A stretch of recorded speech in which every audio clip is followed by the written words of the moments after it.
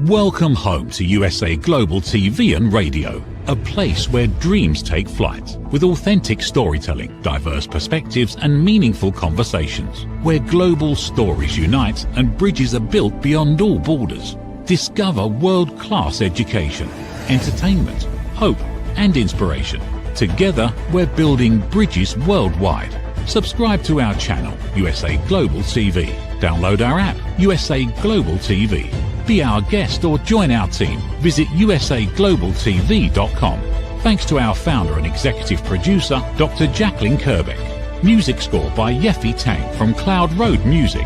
Voiceover artist Mike Porter. Creative direction by Paul Garcia. USA Global TV and Radio. Your home for global connection. All rights reserved. This video and its contents are the exclusive property of USA Global TV and Radio. Unauthorized use, duplication or redistribution in any form is strictly prohibited. To all of our business owners and or leaders out there, those of you who have the capacity to bring someone new into your organization, would you hire the version of you from last year? What an interesting question. When we are in a position where we can bring new people on board, sometimes we have a list of skills, qualities, education, expectations that we are looking for in order to bring them into our culture. But many times we don't actually look at ourselves and say, well, wait a minute, if they were hiring today, would they still hire me? Would I hire me? Let's discuss this a little bit further here on A Woman's Prerogative.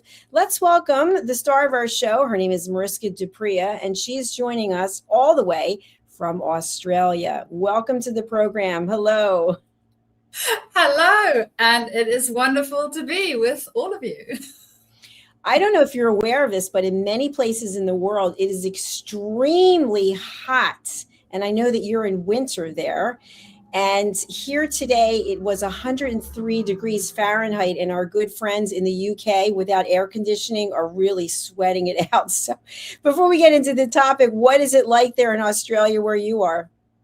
A lot more chilly. So as the Northern Hemisphere, where you are at, are experiencing extreme heats, we are in winter. So for me, not so warm. Although I did notice my app saying it is warmer than normal. So even though it's winter, we have a few degrees that's a bit above the normal temperatures. But I don't have the problems that you have with overheating. Well, let's get into our hot topic today. Mariska, you do extensive amounts of coaching with leaders. You have an engineering background. So when you think about this topic, about whether or not you would hire yourself, the version of you from last year, what say you, good friend? Well, I would. And the reason I say I would is because I actually noticed for myself the amount of growth I've been doing since last year. And I know that it's not something that we necessarily always have as a KPI or something that's very tangible that you can say, well, I am right here, right now, and have it marked on a little map of some sort, and then go a year from now and then see how much we have grown and changed. Sometimes some of it might be intentional. So we might think, well, I want to grow this specific skill or change this behavior potentially, and we have some intentionality about it. Now, being in a growth profession, yes, there is intentionality about it, and I did study a whole bunch of things and continued learning. But the thing that I found really interesting, and something that me and my husband actually spoke about, was the philosophy that we live according to, the belief system that you employ. And I actually noticed that changed for me since last year. And I know it's always evolving. We have a tendency to think that it's fixed, but it's not. It changes over time. But I don't think we really notice it because we are so ingrained in it all the time. It's a little bit like noticing when your puppy or kitten or child grows up, you don't notice it day by day. You notice it over time. And I think that's sort of what happened when I think about it. So yes, that's where I'm at the moment with this specific topic, Dr. Jacalyn. How about you? I would hire you. How do you feel about that? Come on aboard. I would definitely hire you. I've known you since 2019, and I've watched the evolution, and you were already pretty well set up and successful when I met you. So I've just seen continuous growth, which is really important, because some people feel not even at the end of a decade that they've accomplished what they wanted to accomplish. And so when you're able to continuously evolve and grow, that's an exciting place to be. Very exciting place to be.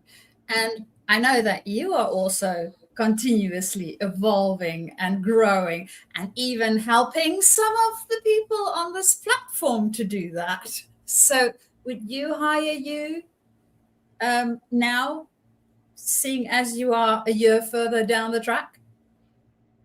I would definitely hire me.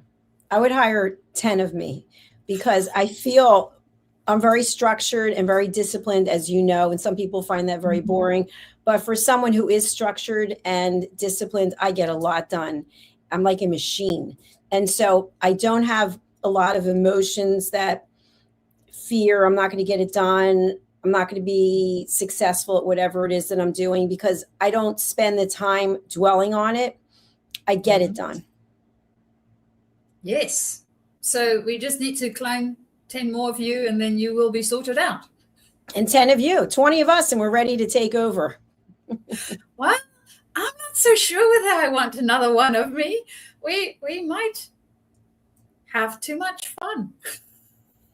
Imagine that. I mean, that's a great point too. So when you think about hiring someone, how much of their personality do you want to be fun, energetic, spontaneous versus structure, discipline?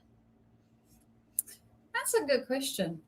Thank you. I think for me,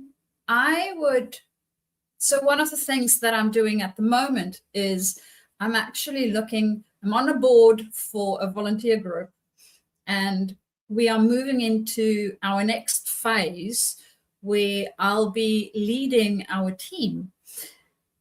And what I am doing in that space is looking at what, not only the skill sets that the person is bringing to the table, because those are important, but also what's the energy that we need in the team, and for what it is that we are trying to accomplish.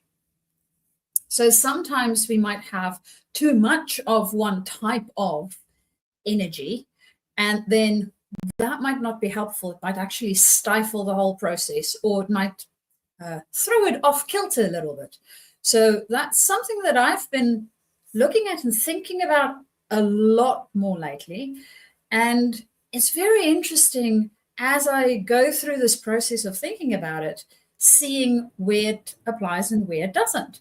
And that thought, I'm wondering, Dr. Jacalyn, how do you go about hiring?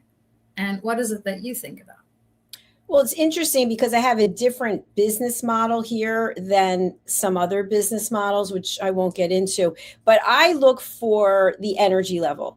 Is someone excited? Do they want to be a TV show host? And if so, what is the motivation? Is their motivation that it's strictly about money? Is it about creating a legacy and giving back? Is there some combination?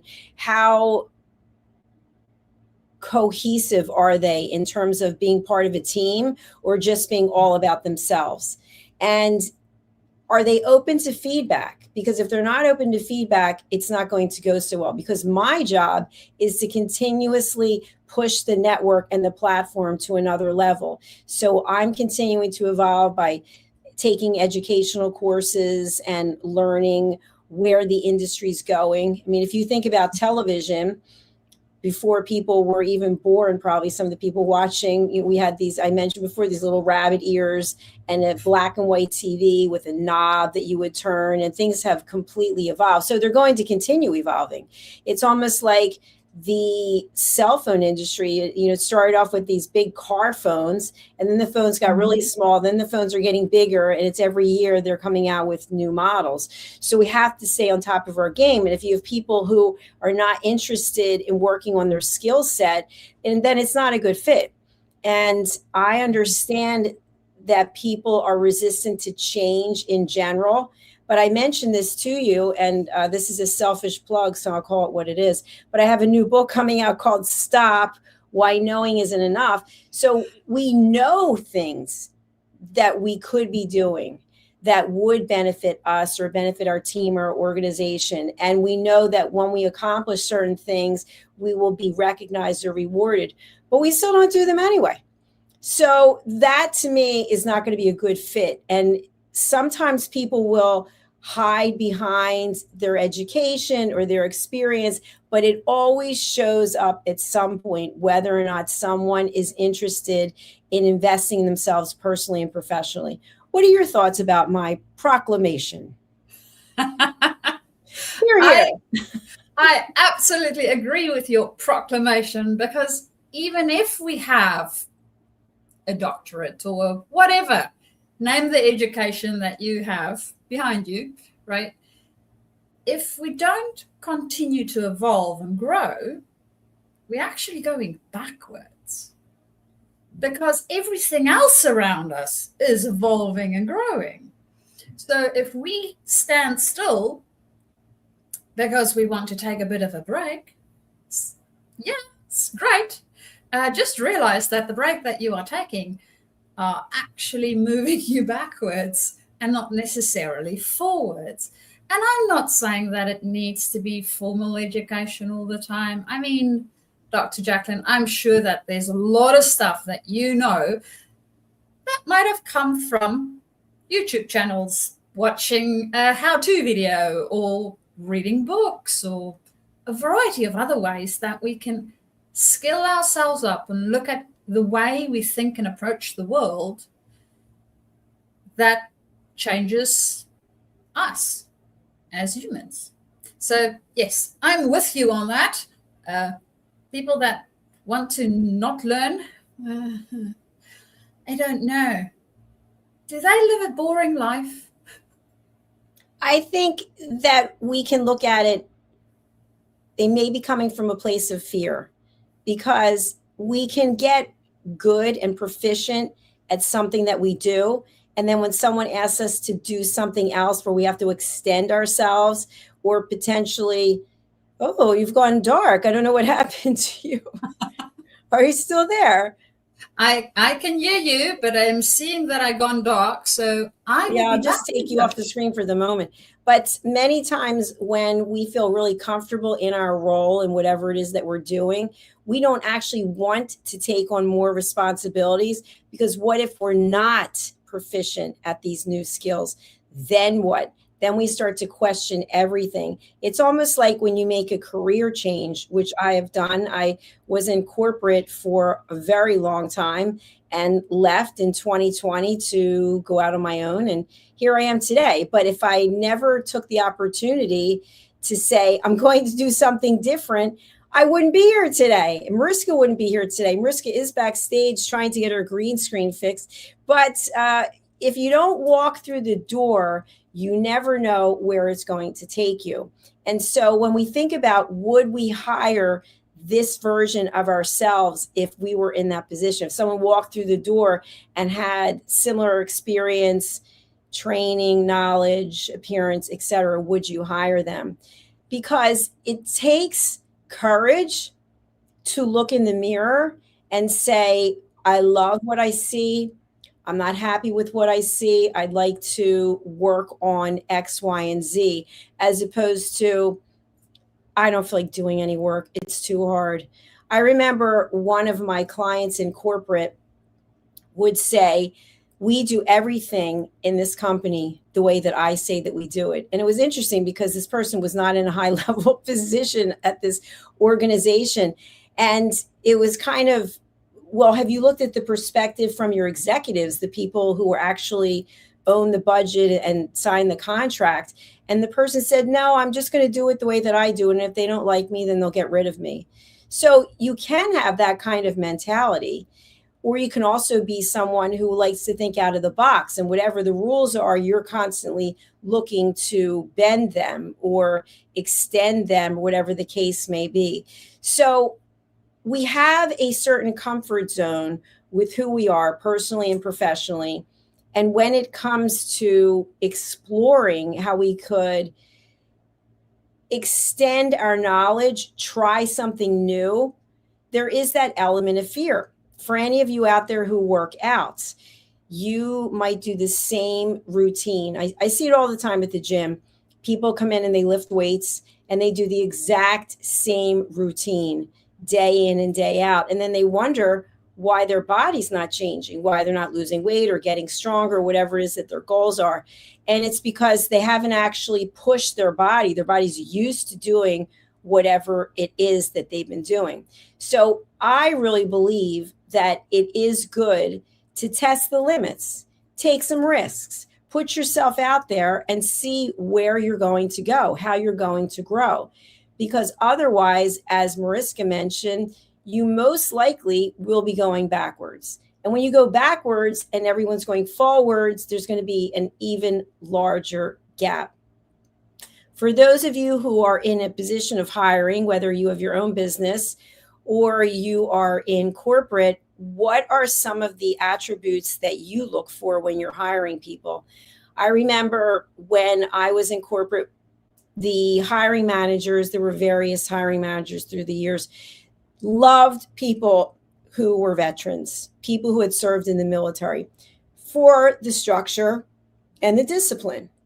They knew they were going to be very dependable and that they could also be open to leadership coaching. So welcome back.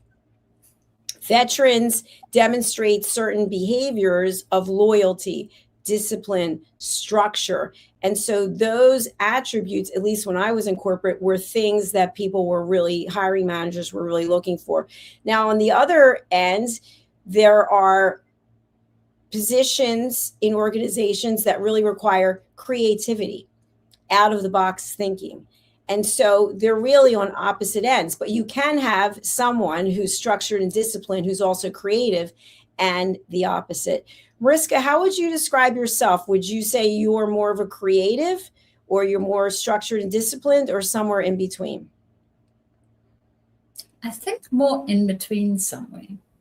So I can be very structured, and I mean, I did study engineering after all and worked in the industry for quite some time. And in saying that, it doesn't mean that all engineers are necessarily just structured, right? We need to be able to be creative, to come up with fresh, innovative ideas on things. So I think I'm a little bit of a blend of both. And depending on where I find myself, I might tap into one skill set a little bit more or the other skill set a little bit more, or potentially blend them and see what I come up with. So I'll be creative with being structured. All right, we'll go with it. We'll go with it. I never thought I was creative in any capacity throughout my entire life. And it wasn't until I retired in 2020. Then I was taking care of my mother who had dementia, and I had to come up with ways to earn money, which were writing books, an entire children's book series. And I have no children. And you know, because you wrote some of the books with me, and then also the television network. And so all of these keynote speaking, all of them were out of the box from what it was I used to do. I used to sell meetings at events and employee recognition programs. And I've never felt more alive in my entire life. It's kind of interesting because I am very structured and disciplined, but at the same time, I am creative. And before, there's no way I would have thought I was creative at all. It's fun to be able to do both. It is. And I think that one thing that we always forget, right, is that everybody is creative. It is different for everyone. Think about yourself when you were 5 years old.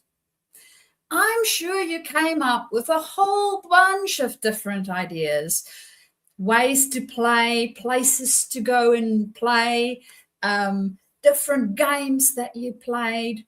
It wasn't always the same old boring things. You are creative. So when we think we are not creative, I think it is we have forgotten a little bit of that inner child that is definitely in there somewhere going, oh no, please, I want to play. And whatever play it is that you are playing, you can be creative in that. And creativity, I know that for some people, they have a tendency to define creativity in a way where they feel that they're not creative. So I can't paint, or I can't make music, or I can't do this specific thing, or it needs to look a specific way. So it needs to be unique. It needs to be a one of a kind. Well, even if you are going to take an adult coloring book, because that's something that my mother-in-law does from time to time, even if you take that, right, the way that you're going to color it from the way that anybody else is going to do it will differ. Guaranteed. You're not going to use the same colors. You might not even use the same medium to color it in with. And that's creativity. That's your own internal creativity coming out on a piece of paper. So I think everybody is creative, just like I think everybody can be structured. We sometimes don't give ourselves the grace to try it out. And well, if we learn, or if it's something that's of interest to us, we can always change it. So there's nothing to stop us from changing things, which is always exciting too. That's right. We always have a choice. And Mariska, we are actually going to go to a quick commercial break. One of our team members, Red O'Loughlin, has launched his new book.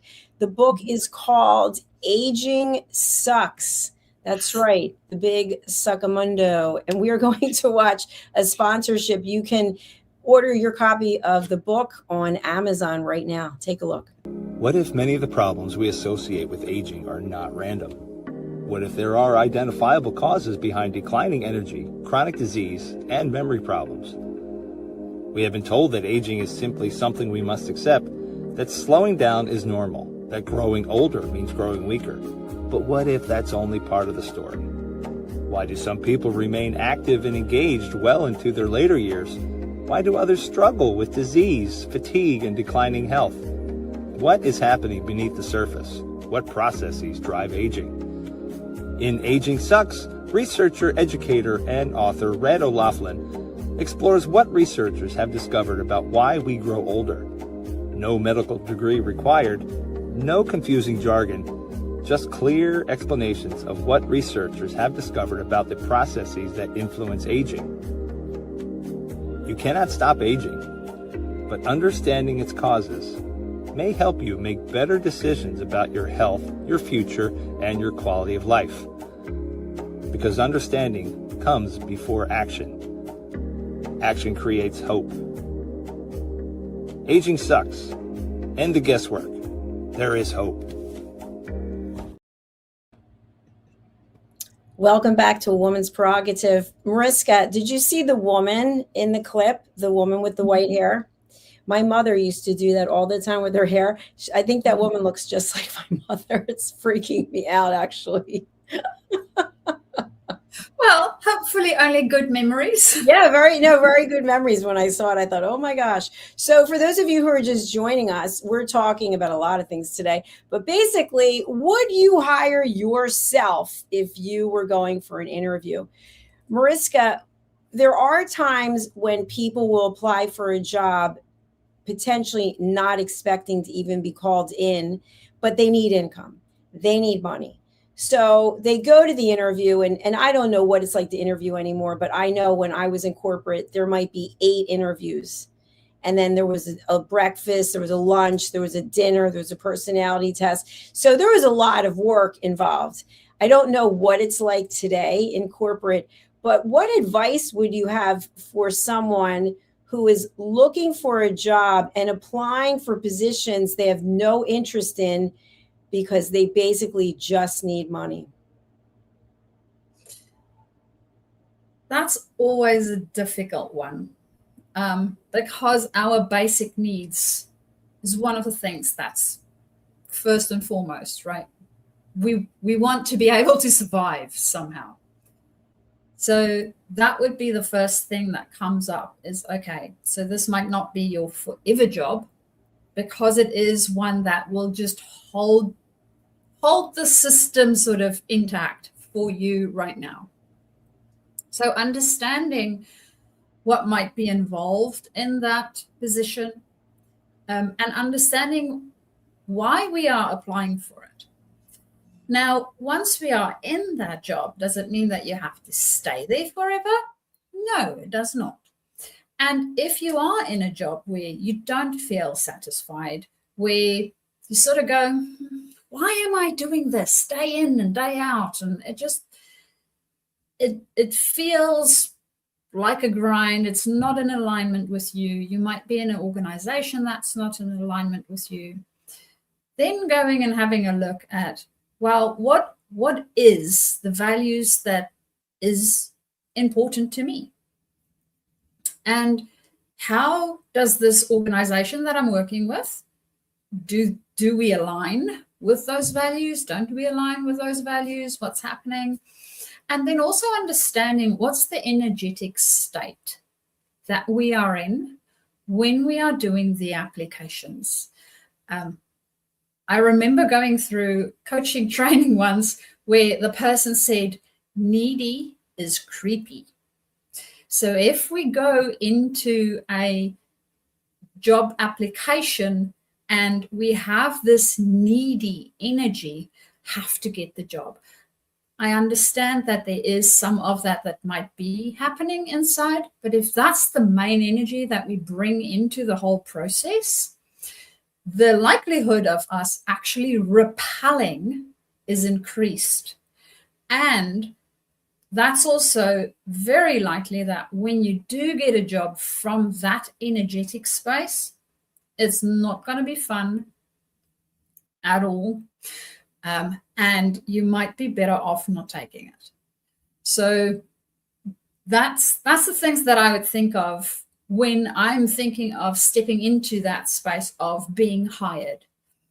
It's always a lot easier to go into the process when we are already in a more secure place because of our general way of being in that place. It's a lot easier to then get to a more grateful energy space and being in a place where we can go, yep, I would like to step up or change and grow within my space versus the needy, creepy one.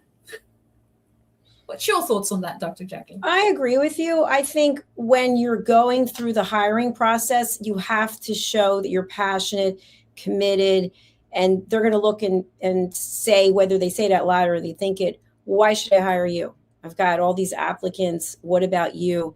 And sometimes it comes down to just pure passion, drive. I am the one. You need look no further because I have everything that you're looking for. And it's difficult to come across like that unless you're a professional actor or maybe training to be, because people can tell that your words and your body language are not in alignment. I know that I've spoken to people who have been in corporate. They are a corporate and they don't want to be there anymore. They really want to go out on their own. But it's difficult because you have to have money to live off of. And if you don't, your life is going to be really challenging. And if it's just you, that's one thing. But if you're caring for a significant other, a family, then they're going to be very concerned and have a lot of fear and upsetment. So I've always really admired people who are go-getters, and sometimes people have 2 and 3 jobs. I know there's times in my life when I've had 3 jobs. You do what you have to do. And at the same time, you have to have a why. Your why has to be strong enough that you can go back to it over and over again and say, okay, I'll keep going. One more shift, one more project, one more weekend, instead of, I can't wait to get out of here, because that starts to penetrate and permeate through everything that you're doing, and people sense it. And then in the organization, it comes to people's attention. It's like, we don't want this person here anymore because they've already decided they've left. I think in anything, in a community, in a team, when someone doesn't want to be there for any number of reasons, you can tell. And then that person is like a poison in the organization, because they're just walking around. Either they are professing negativity, looking to bring other people to where they are, or they're not saying anything, but their lack of commitment, lack of follow through is showing up. They're my thoughts. Well, it's interesting with the lack of commitment and the follow through. They actually did some research where they noticed that when people are negative and actually putting the thing down is better than when they have apathy. Because with apathy, you don't know whether they're good or bad, and they don't say anything about it either. It's just this void. And I don't know about you, Dr. Jacalyn, but most people I know do not function well in voids. No, it's a big black hole. Exactly. It's sort of to what you're saying. My interpretation is, you don't know what the person's thinking, but they definitely are not contributing. Like, if you think of the bell-shaped curve and you've got the 80% and the 10 and the 10, the 10% at the one end are barely functioning. They're like zombies coming into work. They've already checked out. They're just getting the paycheck. And then that top 10%, they're the top performers that they don't need any carrots dangling. They're going to show up and do what it is they do. But if you can get that 80% to move, hopefully towards the A performers, then that really says a lot. And so that also comes into tapping into what it is that drives a person. And so when you look at who you're hiring, how will they fit into the culture that has been created? Or maybe the culture is stale and it needs a little kick in the butt and you need some new energy coming in. But Mariska, have you ever been at a networking function or maybe even a family gathering, and there's a certain energy in the air, and then someone comes into the room and it's like, wow, everything just changed. You can just feel the negativity or the positivity, maybe taking it to a new level. It reminds me, well, when you said family function and this question around the energy changing in it, it made me think of my dad's side of the family. So when we think of family, and you have exposure to both sides of your family, so some to your mother's side of it and some to your father's side of it, you might notice how they are different. They have different things that they talk about and different ways that they're interacting. And when I think about my dad's side of the family, there is definitely this element where some of the family members can enter into a room and it changes it for a positive. They are very, not necessarily always lighthearted, but they are quick to laugh. They have a tendency to make jokes about things. Yes, they can be serious when serious things are needed or required, but when the tension needs to be lifted, or there's something that gets a little bit, we are taking ourselves a little bit too seriously, then they might crack a joke or say something that you sort of go, okay, yeah, that's a truth, but they say it in a way where it's easy to accept it and we don't feel aggrieved about it. So that definitely, people do have those energetic elements in them. And I know for some people, they try very hard to do it. And for some, it's a lot easier. It's a little bit like telling jokes. Some people can tell jokes, not a problem whatsoever, and it actually lands. And for some, like me, I do not do jokes. I'm sorry. They always fail horribly. So we're not going to see you at any stand-up comedy location, any club anytime soon. I might do improv, but I'm not so sure about stand-up comedy. I think that would be fun. If we lived in the same country, I'd love to do that. It would be fun to do improv. We used to have a TV show host who he has a school of improv, and he's done Curb Your Enthusiasm and a number of other things, writing for them. And I really enjoyed following him and watching his shows because they were all improv based. But if you think about it, if we all had some kind of improv training, it reminds me of Curb Your Enthusiasm, which, do you have that there in Australia? Yes, I think that's on one of the many channels. Well, if you think about having a TV show without a script, like we don't have a script here, but we're not doing situations and there are people walking in and, you know, we're not going into a restaurant, and it's a different kind of TV show. But there's something really special about not having everything structured and planned out. And I think if we were able to have improv training in our life, that it would really help all of us not take things so seriously and maybe look at things from a different aspect. I think it's really important to laugh. I do know people who will purposefully insert jokes where they're not needed and no one really appreciates it. What I came to learn was that they were really nervous and uncomfortable, so they would just start making jokes in the middle of a business conversation or something really serious personally. And so at some point, you know, the big gong comes out in the hook and we're taking off the stage. That's the end. But it is fun to laugh. It is fun not to take things so seriously. So when we think about summing up our topic about would you hire yourself, if you had somebody who was just telling one-liners one after another in the interview, is that somebody that you think you would hire? Well, if it was for a comedy show, maybe. But if it is for a work-related thing, most probably not. It's good to have a good sense of humor, and it's good to be able to laugh at ourselves. I think what I would find good is not necessarily the one-liners, but more the, if something happens, if something goes wrong, what's your first go-to, right? Do you get upset? Do you run around like a headless chicken? Do you go and hide? What is it that happens for you internally? Now, I know that there's a lot of this that we are still all working on. Don't get me wrong. I know I'm working on it myself too. And understanding what it is that when the pressure is high, but not that high. So I'm not talking about the building burning down, not that sort of pressure. But it's high enough that you might be uncomfortable. And of course, we all have different comfort levels.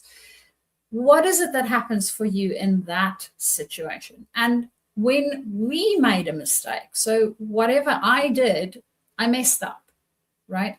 How do I handle that? Not only the admitting that I messed up, because that's a good quality to have, but can I actually laugh at myself? Am I able to go, yeah, okay, that was a bit dumb, and see where I made the mistakes? I'm also not saying be deprecating to yourself. It's more of a admitting to what it is that's happening in our environment and being okay with that, being gracious with that. And it might look different for different people. But I do definitely appreciate a sense of humor and being able to not take life so seriously. I mean, stuff happens. Today, stuff happened. Apparently, Mercury is in retrograde and my technology does not want to work properly. As you can see, I am going into the background again. I didn't know it was Mercury retrograde again. Well, that's good to know. No signing contracts and technology changes. So on a serious note, it's time to say adios, au revoir, hasta la vega. To our friends at E360, thank you so much for watching as well. Mariska, before we get to where people can reach you, if you are watching on YouTube right now, we have 2 YouTube channels. Here they are. USA Global TV and Radio, and Dr. Jacalyn Kerbeck. Please do subscribe and ring that bell so you can be alerted to all of our new episodes. We have over 60 different shows. Some are live, some are in the archives. We're in 3 languages and in over 60 countries. So take that and enjoy. Mariska, what's the best way for people to reach out to you, and who should contact you? Well, let's start with the who should contact me first. So if you are within a leadership space and you are either moving into leadership or along your leadership journey, so up in leadership, that is people that can contact me, especially when you are going through some form of transition. So either you've moved organizations, or you're busy with a change project potentially, or as we mentioned today, you want to be able to hire yourself next year. That's a transition too. So in any of those cases, you are more than welcome to contact me, and you can do that via my website, which you can see there on the screen if you are watching in any of the visual platforms. My website is Journey, Journey, to discover, discover.com. Or alternatively, you can also get me on my email, which is Mariska, Mariska, at journey2discover.com. Or you can also find me on LinkedIn. So on LinkedIn, if you are watching live or on a visual platform, you will see that's my profile, nice and easy, Mariska du Preez, and you can DM me, connect, and we can start our conversation from there, nice and easy. So that's how to contact me, and the who you already know. And that's it from me, Doug. Thank you, Dr. Jacalyn. Thank you, Mariska. I really enjoyed this episode. 5 years, we're going strong here, and I'm looking forward to next week. I think you're doing Talking Heads, yes? I think I might be. Yes. Yeah, it's the second week of the month. Mm-hmm. Yes. So we will look forward to that. So thank you for being here, Mariska, and enjoy your winter day in Australia. All the best with the heat. Okay, thank you. Bye. Thank you to each and every one of you who continue to support us. Maybe you're new to our network. We provide world-class education, inspiration, and hope. And if you would like to get involved, if you think you have what it takes to join our team as a TV show host, take a look at this, and the information on how to contact us is included right here. People are searching for experts every day. Are they finding you? Or are they finding someone else? Every day, professionals are building authority through media. We've already built the platform. USA Global TV and Radio. Over 14,000 shows streamed to over 60 countries. This isn't about becoming famous. It's about leverage, visibility, credibility, opportunity. One interview, one conversation, one show, repurposed into content, connection, and business growth. Most people assume hosting a TV show requires a studio, a production team, and a massive budget. Our television packages begin at $1,500 US per month. Professional production, global distribution, replay visibility, built for voices with something to say. I'm Dr. Jacalyn Kerbeck, and if this resonates with you, we should talk. USA Global TV and Radio, all rights reserved. Contact us at info@usaglobaltv.com. Thank you, viewers and listeners of USA Global TV and Radio, for joining us today. We're honoured to have your time and attention as part of our global community. At USA Global TV and Radio, we believe in the power of authentic conversations, meaningful connections, and creating a world of possibilities together. Want to be part of something bigger? Join our team of elevated listeners at usaglobaltv.com, a space where your voice matters and your ability to listen transforms relationships. Stay connected with us across all our platforms for thought-provoking discussions, expert insights, and empowering stories. Subscribe to our channels at youtube.com/c/USA Global TV. Follow us on social media and explore the endless opportunities we're creating for growth, learning, and inspiration. Together, we're not just broadcasting, we're building bridges and changing lives one conversation at a time. For inquiries, contact us at info@usaglobaltv.com. Produced by Executive Producer and Director Dr. Jacalyn Kerbeck. Voiceover by Mike Porter. Creative Direction by Paul Garcia.